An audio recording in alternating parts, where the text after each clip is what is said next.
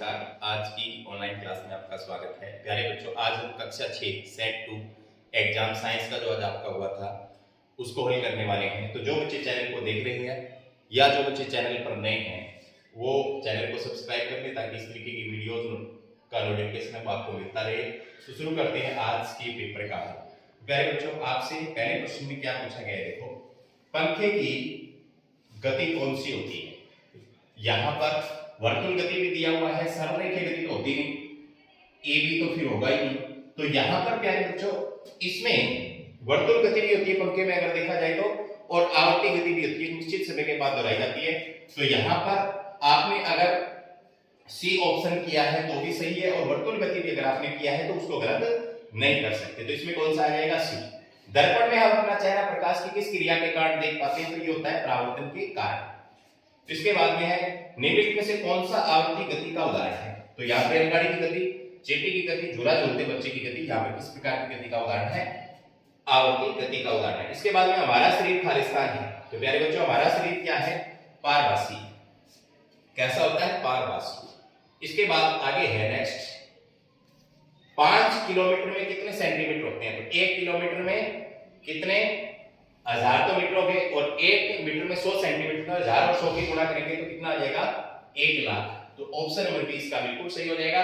1790 में फ्रांसिस ने एक मानक प्रणाली की रचना की थी जिसे कौन सी पद्धति कहते हैं, मीटर पद्धति। क्या आ जाएगा इसमें, मीटर पद्धति, इसका आंसर आ जाएगा। ठीक है।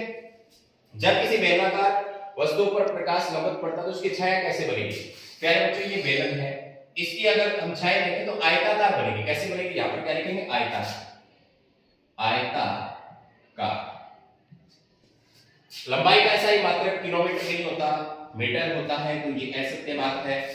सूची चित्र कैमरे में प्रतिबिंब सीधे बनते हैं, सीधे नहीं बनते, उल्टे बनते हैं, तो ये भी असत्य बात है। इसके बाद में आपको सही मिलान करना है। सूर्य कैसा पिंड है, एक दीप्त पिंड है। कांच कैसा है, पारदर्शी है। कांच कैसा है, पारदर्शी है। दर्पण से क्या होता है, परावर्तन होता है। बटर पेपर मतलब तेल, वसा लगा कागज हम कह सकते हैं, चिकना। तो ये कैसा हो जाता है, पारभासी। तो ऑप्शन नंबर 3 इसका बिल्कुल सही हो जाएगा।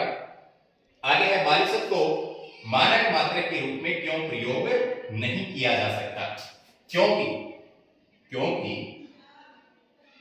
सभी के बालिशत की लंबाई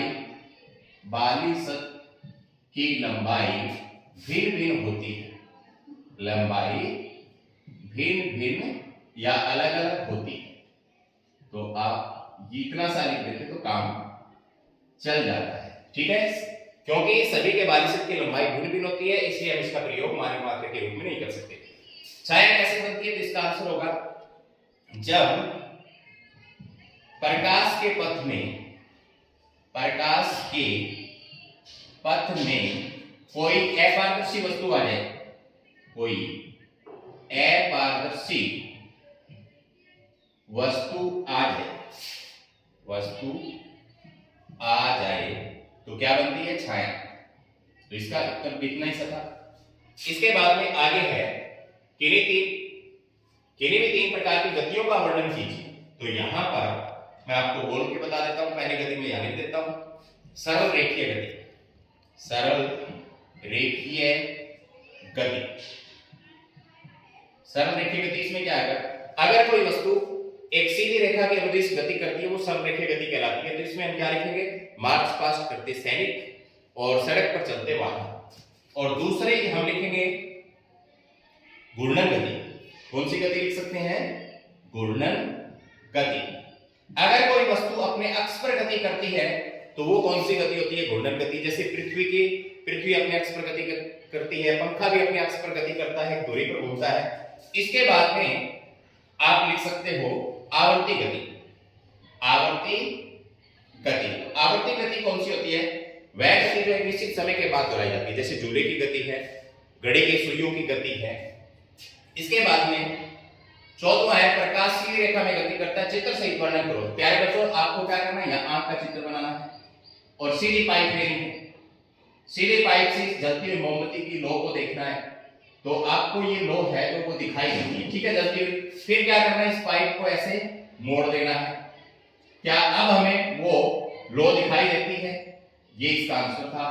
तो नहीं दिखाई देती। यहाँ पर इस प्रयोग से हमें क्या पता चलेगा, विप्रकाश जो है वो एक सीधी रेखा में चलता है। तो ये आपका पेपर था, आप अपना सही तरीके से मिलान कर सकते हैं, कितने नंबर आपके बनते हैं। धन्यवाद।